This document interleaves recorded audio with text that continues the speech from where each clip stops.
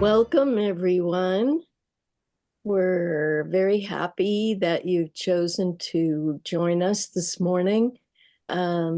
We had quite a big response to putting this topic out. So I'm Dawn Matheny. I'm the executive director of Veriditas, and this is a webinar that's been organized by the Veriditas Higher Education Initiative in conjunction with the Labyrinth Society.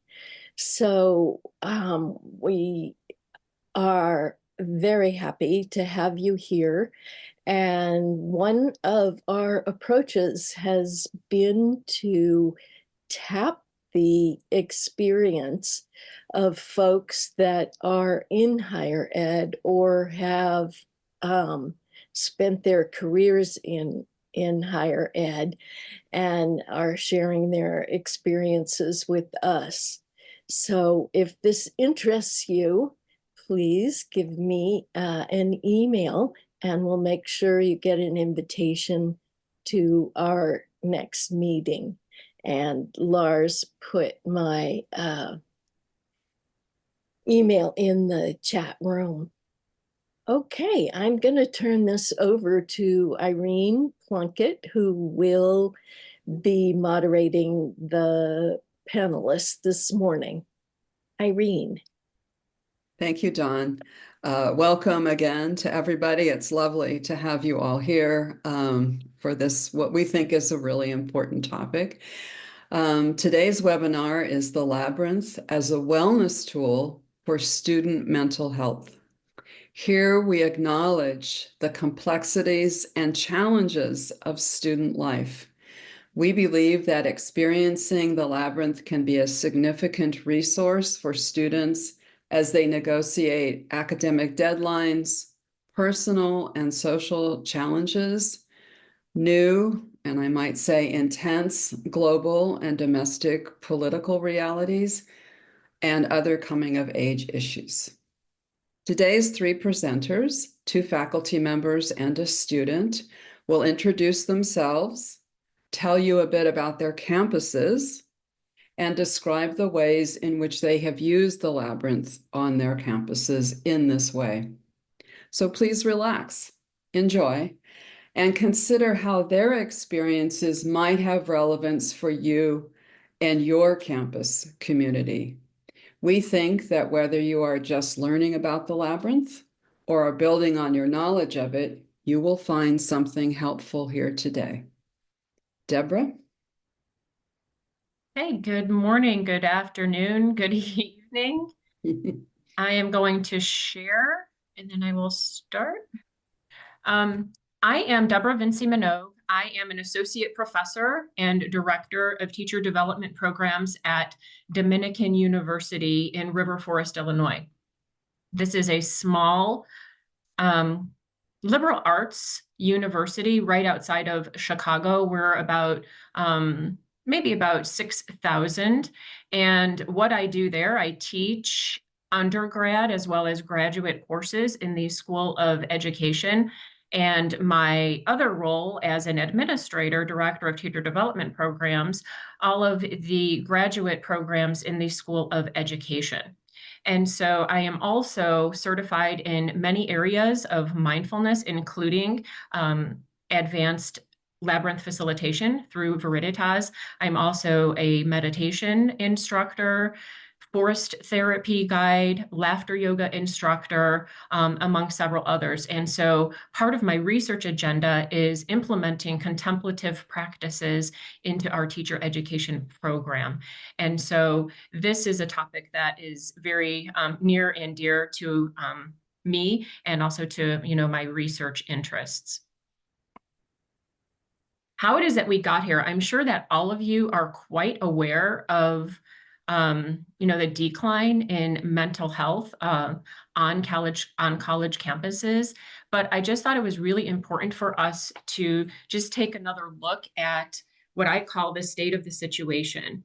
And So I basically culled from many of the seminal articles that are out there right now, particularly from the Healthy Minds study. Some of you might be familiar with that, as well as the American College of Health Association. They do some, again, seminal studies. And so I really culled from those particular studies, but from others as well. And I did put all of those in a resource slide at the end of this presentation, so you all will have access to that.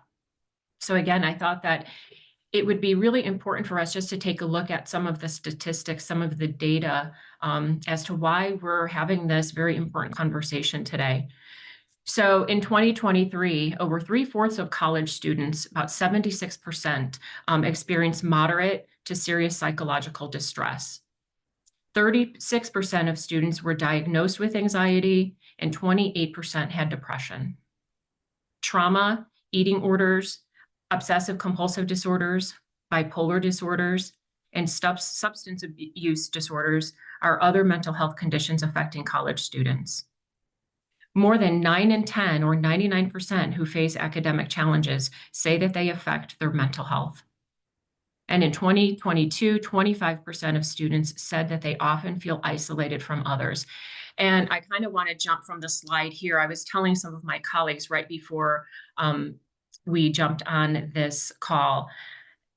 I know that many of you probably have your fingers on the pulse of, mental health, but it just seems like now that we're really, really paying, closer attention, I've been getting inundated with articles and more data with regard to this feeling of loneliness and isolation. In fact, just this week, I feel like I've read so many more articles that really talk about students feeling more lonely and more isolated. So this is probably even a low number here. I'm guessing that that's probably a higher number based on some of the things that I read just over the last week or 2 weeks. College students are affected by other stressors like microaggressions, about 18%, sexual harassment, 12%, and discrimination. For some specific groups, transgender, nonconforming, and LGBTQT students report higher levels of mental health challenges than their cis and straight peers. College athletes, especially women in sports, experience heightened levels of mental health symptoms like anxiety, having trouble sleeping, mental exhaustion, and feeling overwhelmed. And just 40% of students think that their school is doing enough to support mental health.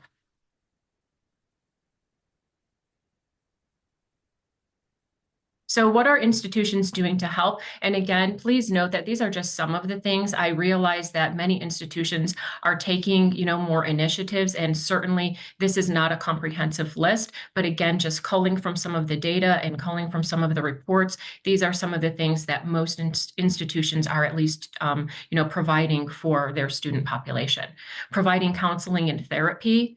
And with that being said, many of the college institutions are reporting an overwhelming population of students that are inundating their wellness centers. So just thought that, we should, talk about that. Even though they're providing these help supports, a lot of times institutions simply cannot handle the large number of students who are in need of that. Managing academic pressure, providing financial resources, promoting a welcoming and inclusive campus environment, also offering self-care tips for students, and then faculty as a first line of defense and creative approaches to helping students, support their self-care. Some of you might be apprised of the mental health first aid. A lot of times faculty members and those of us on campus can oftentimes be the first line of, defense, since we see students on a regular basis. And so I'm going to talk a little bit about this ideas, faculty as a first line of defense and creative approaches, to helping our students. So Labyrinth as a wellness tool. I mentioned to you that I teach undergrad students as well as our graduate students. And one of the courses that I teach is the Introduction to Education course. This course is primarily taken by our 18 to 20-year-olds. Usually this is their first course on a college campus. So it's also an orientation to education. These are usually students who want to become teachers. And so I introduce them to the Labyrinth. We're lucky enough to have a Labyrinth. In fact, the Labyrinth that you see behind me is the Labyrinth that is on our college campus. So I introduce our students, I take them out there, and I basically introduce them to the Labyrinth.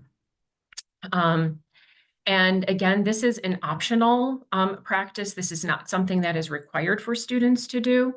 And something that I probably should have said before all of this is that I do seek approval from our dean. So the dean of our College of Applied Social Sciences, I talk to our dean and, just make sure that it is okay for me to be implementing some of these contemplative practices. And I've received that approval, again, provided that everything that I do is by invitation.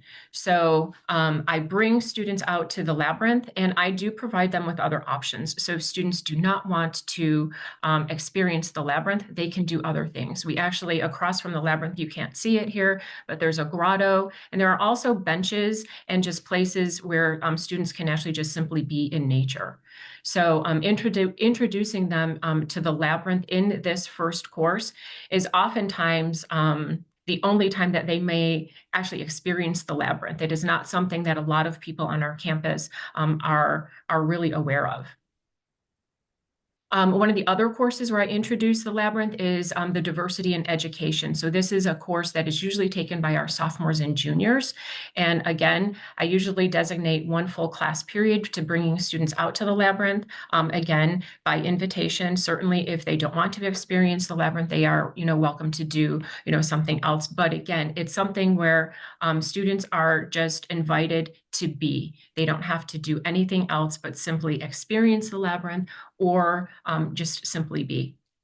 For my graduate students, basically, those courses are generally online asynchronous, so we don't have actually a designated meeting time. I do introduce the handheld Labyrinth to that population of students. I also do an introduction to the Labyrinth at least once per semester for the entire university committee or community. So students would be invited, as well as faculty, staff, and pretty much anybody who is a part of, our Dominican University community. We usually have this walk in October or early November, and then we do it again in the springtime. So again, that's open to the entire university committee or community. We also do special events with the Labyrinth.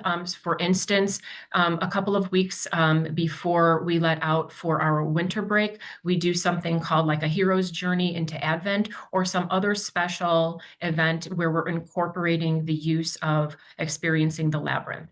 We're also very lucky on our campus to actually have a canvas Labyrinth. So probably you all know that in Chicago, we have some harsh winters, so it's not necessarily safe to walk or to experience the Labyrinth when there's ice and snow on it. So we do have a canvas Labyrinth so that we can do some of those experiences in some of the more inclement weather months. And again, this is a full shot picture of our Labyrinth that is on our campus. And again, you can see the surrounding area. It's pretty surrounded by nature, and there are benches. When students are experiencing the Labyrinth and afterwards, I do invite them to journal or to share out afterwards, so that, we can definitely, help support students. Again, that is not a requirement, but certainly there's some follow-up for after, the experience of the Labyrinth. And these are my resources. And again, you will have access to them. So I thank you for listening to my portion of today's presentation. And I am going to stop sharing so that Patty can introduce herself at this time.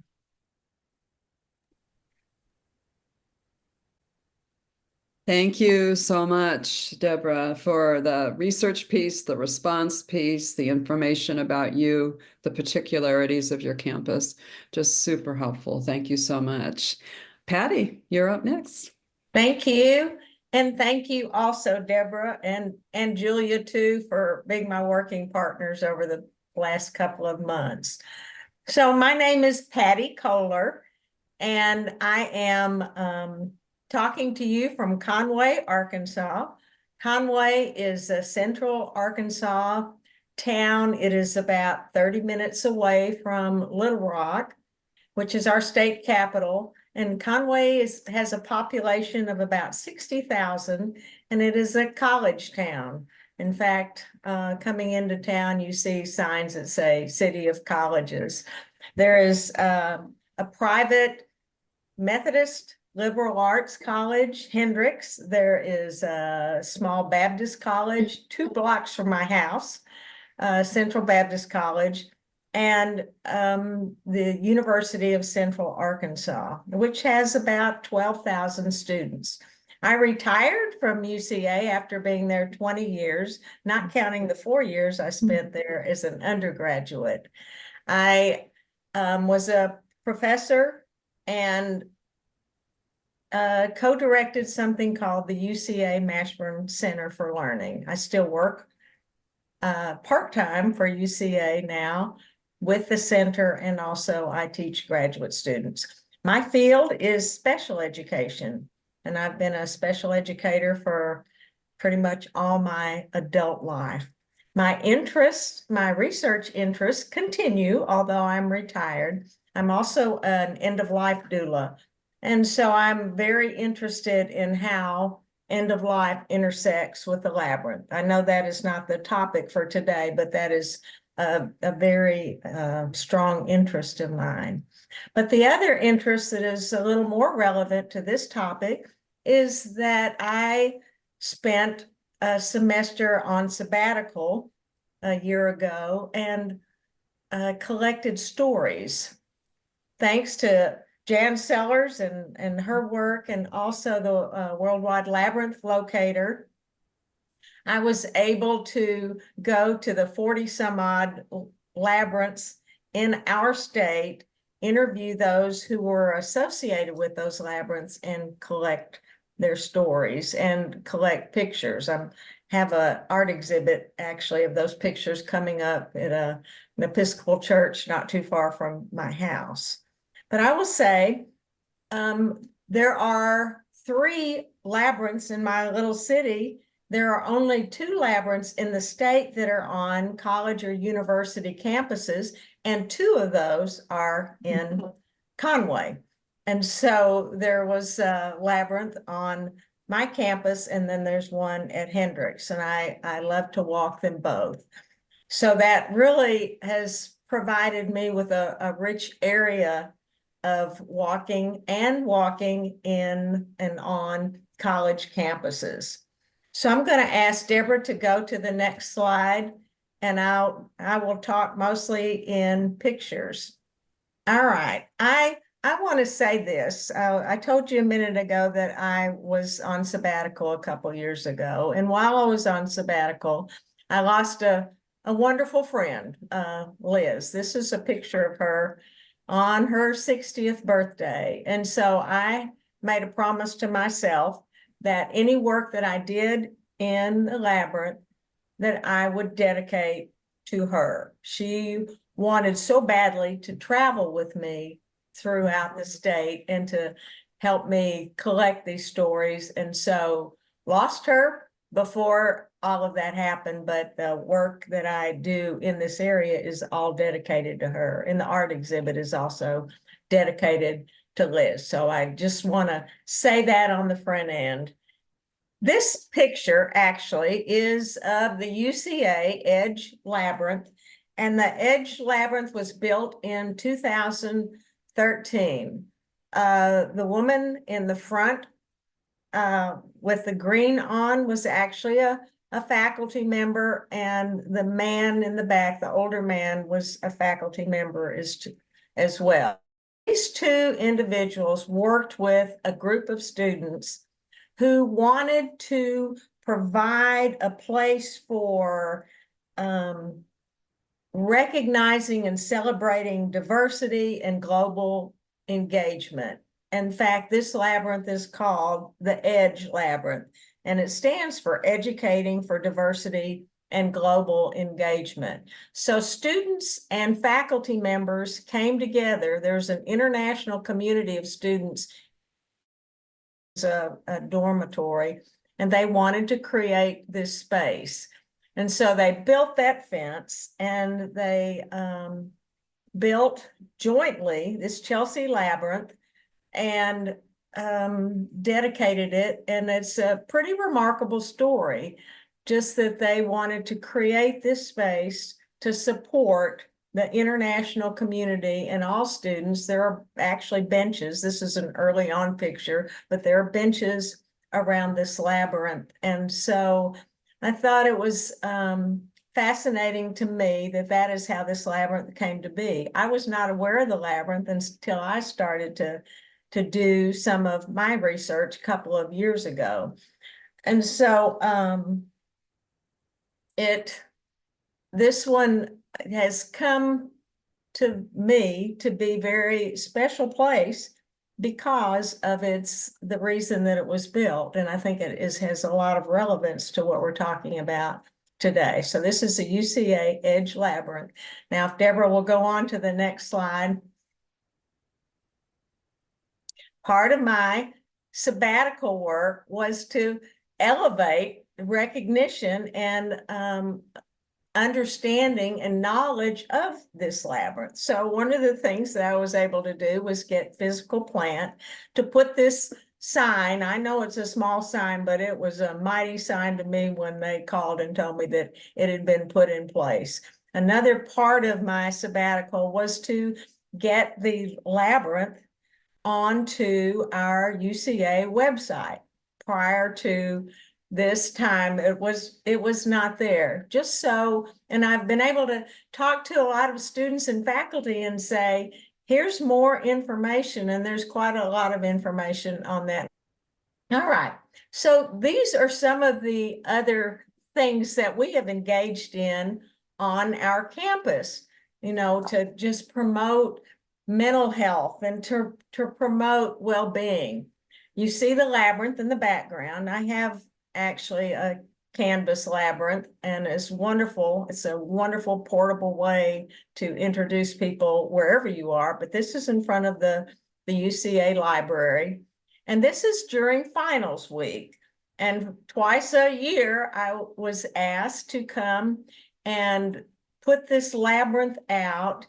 And then it was accompanied by a little handheld, which you'll see on another slide, but I made little handheld laminated labyrinths and passed those out for students. If they didn't want to walk the big one, then we could share information with them and give them one just to put in their books. What you see in the foreground is actually bubble wrap, and that was used as a stress reducer. But students were able to come twice a year and just walk and then take a handheld labyrinth during finals week. And had quite a few students and had some wonderful conversations about this. This is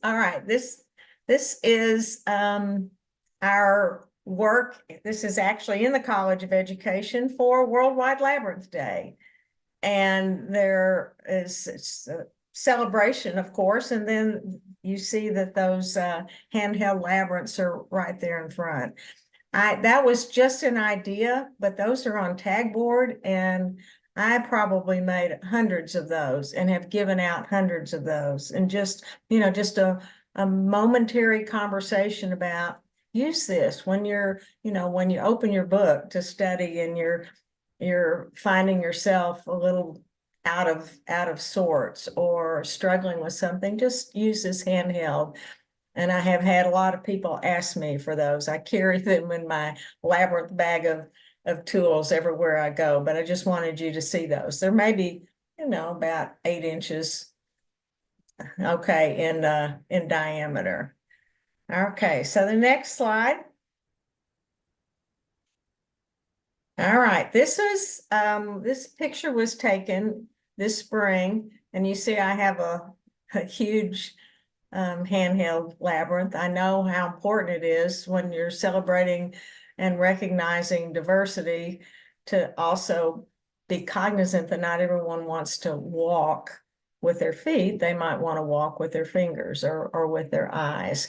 And this is actually a suicide prevention walk. And those are some of my fellow faculty members and friends. And so we were a part of this walk throughout our campus for suicide prevention.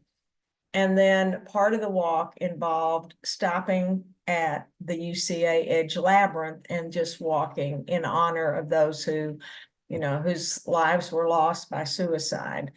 I will say, as a faculty member, any time I was able to insert Labyrinth in a conversation, which is so easy to do, it's tried to do that and just try to increase awareness. So this was another activity. Didn't take anything except for just to show up and to invite people to walk. All right, the next slide, please. Okay, and this is probably my most favorite engagement with students. This is the same canvas labyrinth that you saw on an earlier slide. And this picture was taken, you can see by the masks, during the pandemic. And we found that so many students struggled with so many issues, especially during that time. And this is right after we started coming back to campus. And so I did this in several classes. I was able to bring this labyrinth into this large conference room and just invited students to sit around it quietly and to hold space for one another. You see there's a little blue bowl in the center, and I had a little speaker and played our Carlos Nakai. I'm very partial to Native American flute music. And it's unmetered, so it makes nice music for a labyrinth walk, and invited them to sort of think about those things that were causing a strong burden on them, or things that they were really struggling with, and just to take one thing off and to release it. So I gave them all Post-it notes and a writing implement. And so they wrote, and I invited them in groups of 3 just to walk, and for everyone else space. I took a course from Heather Plett on holding space, and I think that is such an incredibly important concept, to be present to one another. And so we did that, and the 3 would walk, and then they would drop whatever it was that they were letting go of, and sort of in true labyrinth walking tradition, releasing, and just dropped it in the bowl, and it was anonymously dropped. And so after we did that, and it took quite a while for all of us to do that and to be present to one another and to release. And then I'll ask Debra to go to the next slide. And then we took all of those things, the bowl, they carried it, and we went out to the UCA Edge Labyrinth and put it in the middle.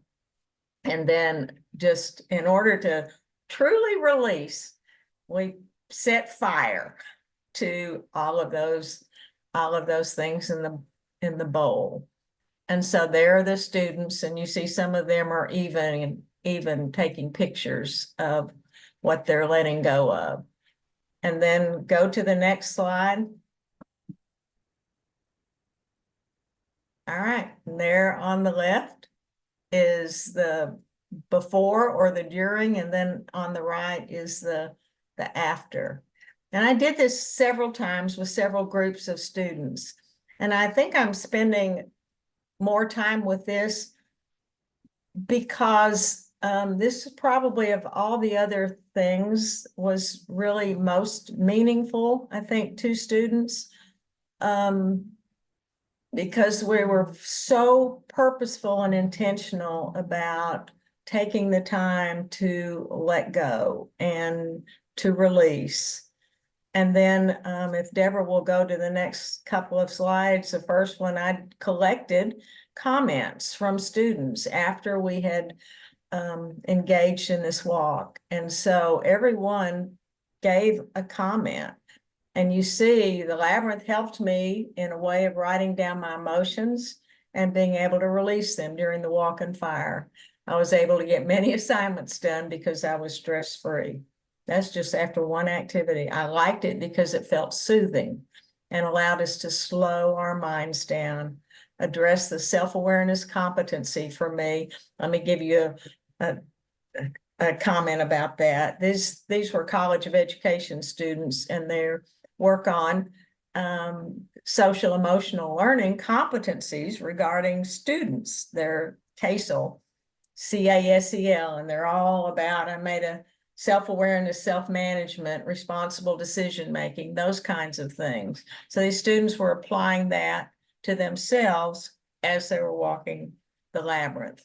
So helped me with self-care, reflection, letting go, giving me time to breathe and stop thinking.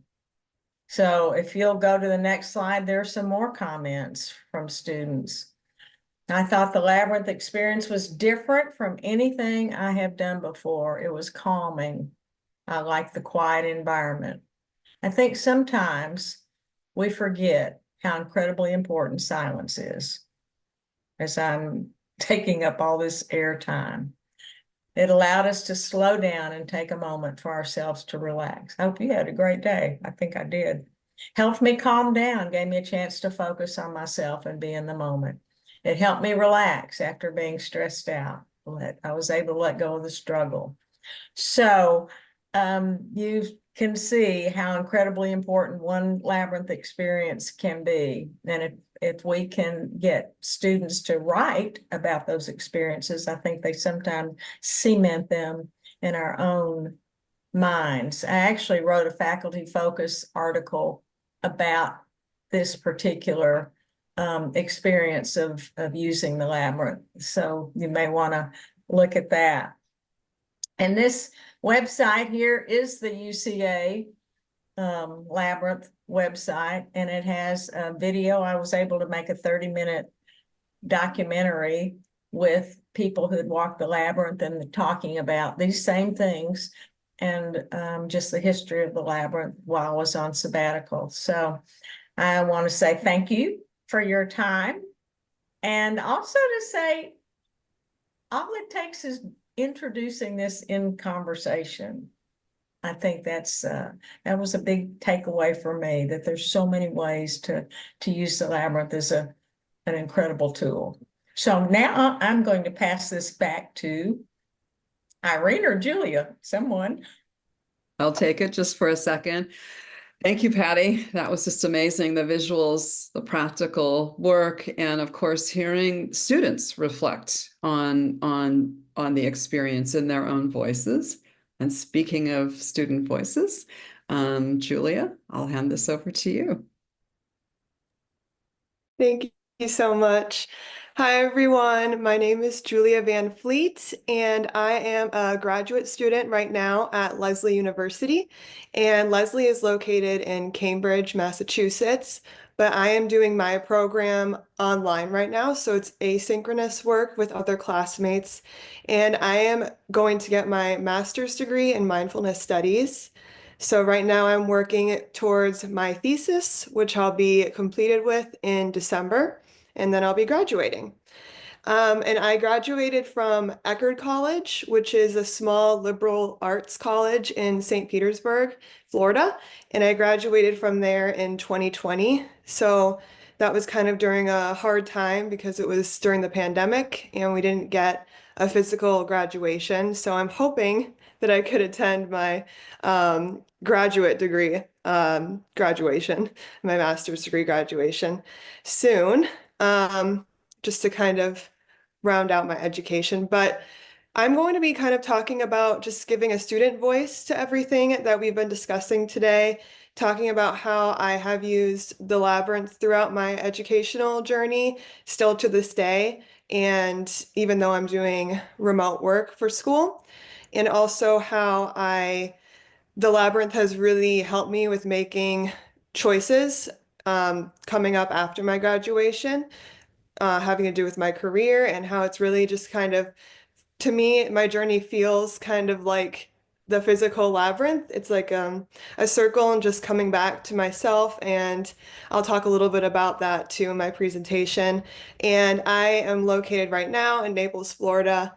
And I am going to be starting a new job that I'm going to be talking about too, because that has to go into my presentation. But I did just get done with a environmental education internship. So that's kind of my field right now. And I'm trying to bring mindfulness into education, environmental education, and that's also what my thesis work is going to be on too. So I'm going to share my screen. Okay, so my presentation is titled My Journey with the Labyrinth, a Tool for Student Wellness. And I'm just going to be sharing how I have used the Labyrinth throughout my education and how it has really supported my mental health and also my academic experience. So the Labyrinth has been a really important part of my wellness journey throughout my education. It's been a constant tool that I've used for myself, and it's something that I always would come back to. And I used it not only as a mindfulness practice, but also just as a place for me to reflect and to just take care of myself. It also was used as to mark important milestones in my life and in my education. And I also use different forms of it throughout my education. So I would have a handheld labyrinth that I'd use during study breaks. We also had a labyrinth on campus. And the picture I have here is actually a labyrinth at my church at home. And I also have a labyrinth right now at a Val hospice near my house that I'm able to walk to, which I'm really grateful for. And now I'm just going to touch a little bit on how the labyrinth found me, just because this kind of goes into my story as a student and kind of the circle that I'm finding myself in now. I found the Labyrinth during a visit to the Naples Botanical Gardens with my mom, and I was in high school at this time. I think I was around 12 years old, or that's middle school, sorry. I was probably in middle school then. It was a long time ago, that's all I remember. And I would use it as kind of a sanctuary during high pressure times, such as exam periods and the college application process. It also allowed me to just release anxieties and just find some clarity on my goals. And I felt like it was a non-judgmental space for me to reflect. And I just felt like it was somewhere that I could go just to feel at home, especially when I was feeling overwhelmed. And this is a picture right here of the first one that I walked at the botanical garden. And that is going to come up at the end. And now going into my college journey, for me, transitioning to college was very challenging. Just going to a new place, living in a new place, even though I was only 2 hours from home, I still had kind of a hard time adjusting and finding a good friend group.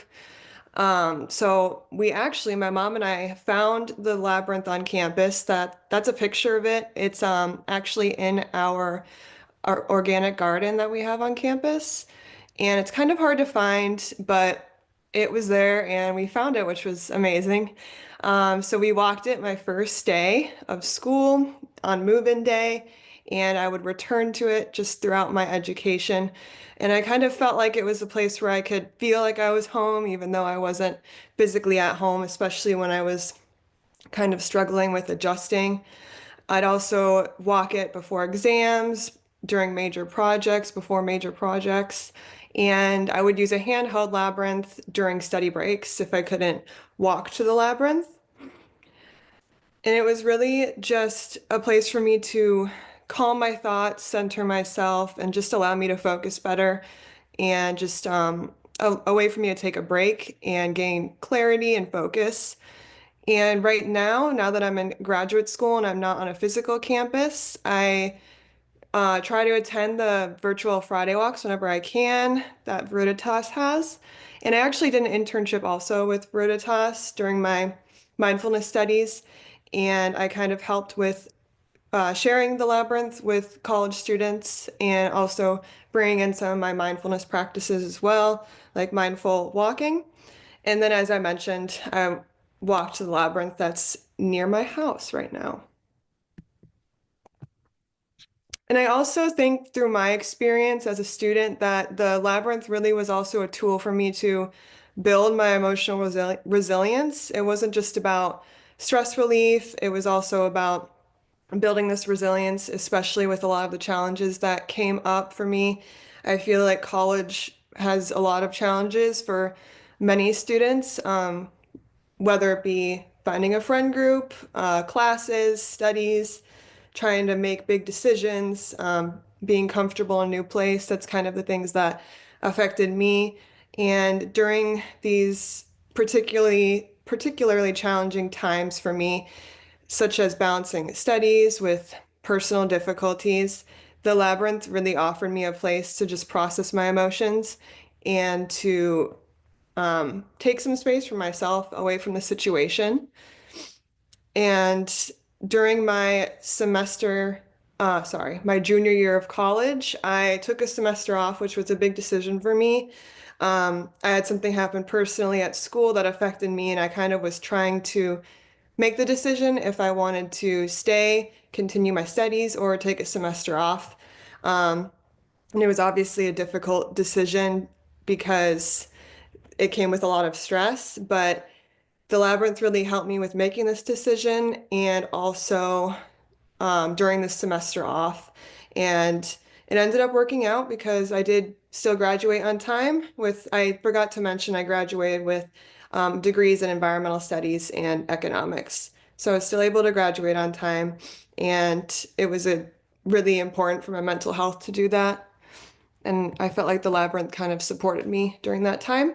And this is actually a picture during that semester off I took. This was in Petaluma.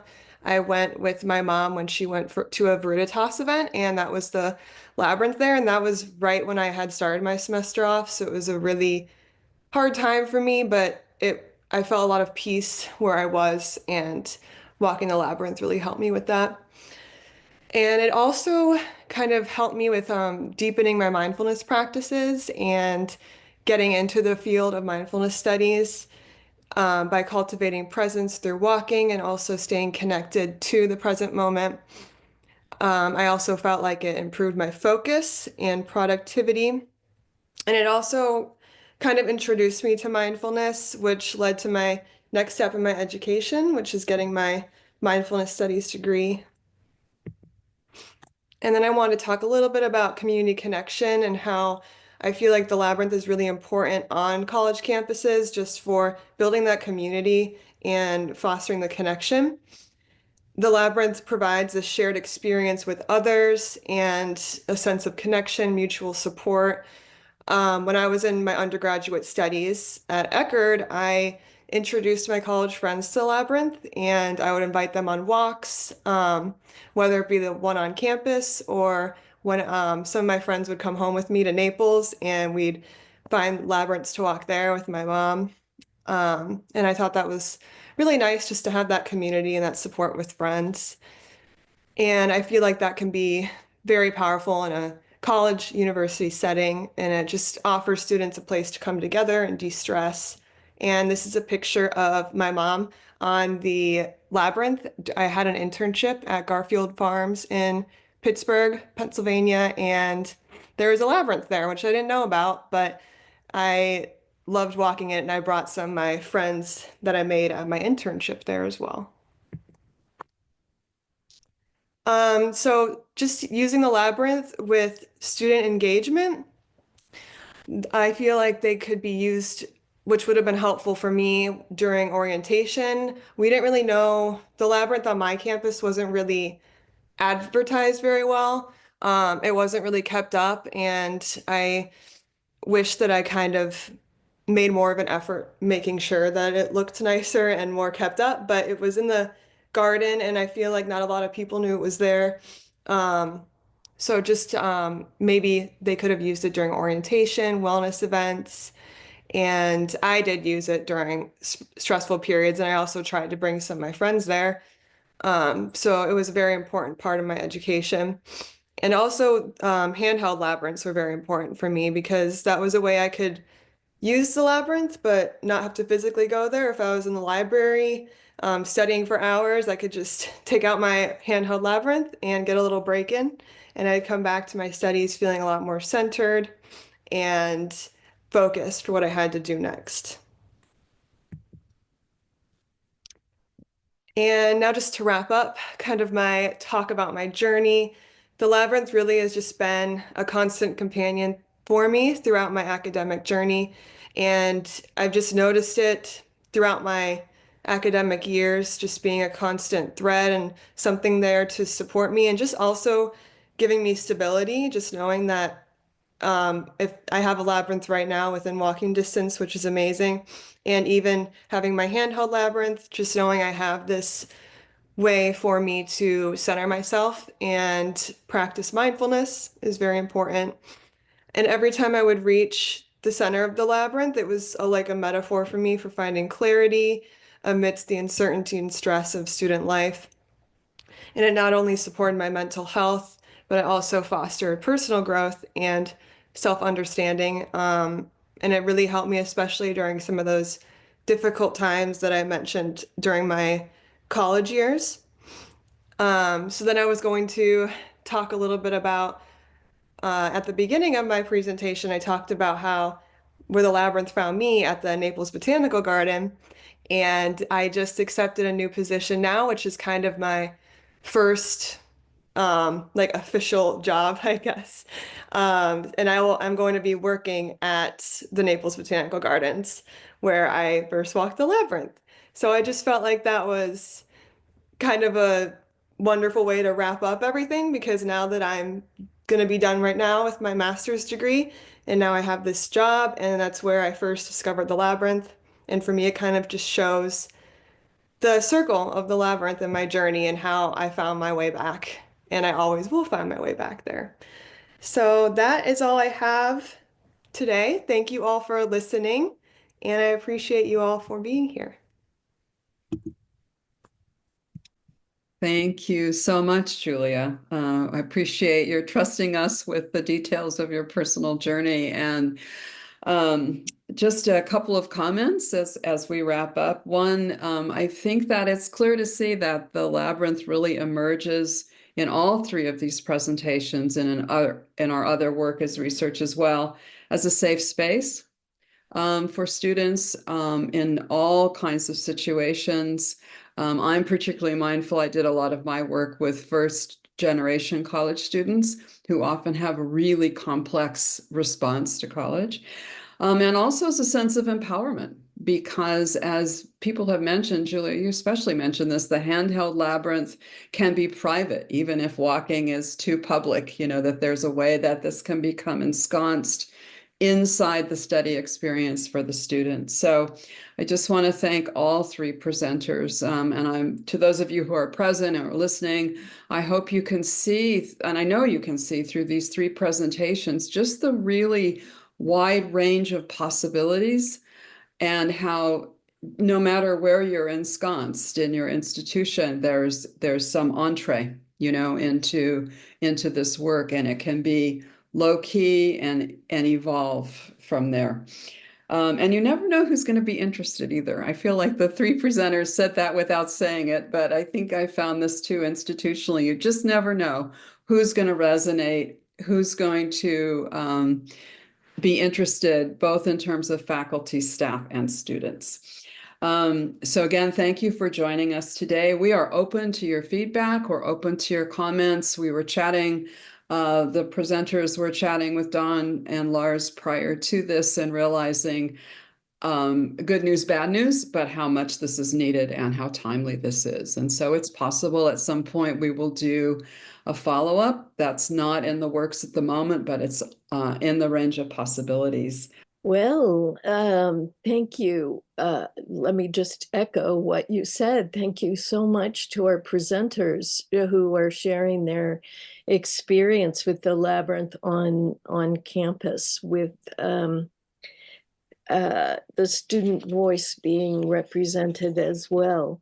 So if this interests you to get involved with this initiative, please email me. If you haven't done facilitator training with Veriditas, you might consider that as well. Our next one, the October version, is full, but the next online version is in December, mornings, 5 mornings in December. And we watch for webinars. We also have an inclusion initiative that was mentioned in the chat, and we are looking to broaden our community, our Labyrinth community here. And we have something planned on Martin Luther King Day called Celebrate Diversity on the Labyrinth. So hopefully we'll see you at one of our next webinars or trainings. So thank you so much, and let us know about your successes with the Labyrinth on campus. We want to hear about those as well. And you can use my email and I'll funnel your information into the higher ed committee. Thank you all for showing up. Thank you.